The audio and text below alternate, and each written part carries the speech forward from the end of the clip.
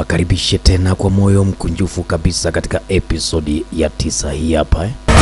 Kumbuka ni kutoka The Red Lion, sauti za wafalme, top in Africa. Ni burudani safi, wanaita bima.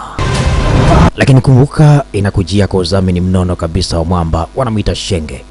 Mwamba huyu ni kutoka pande za pale Mahom Siri Home Singida. Ukifika pale kwake wanapata huduma bora kabisa zenye uhakika wa kutosha, movie ni HD.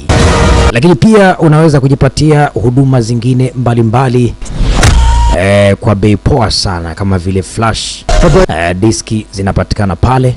Lakini pia unaweza kujipatia huduma bora kama vile memory card pamoja na kadi reader pia zinapatikana pale.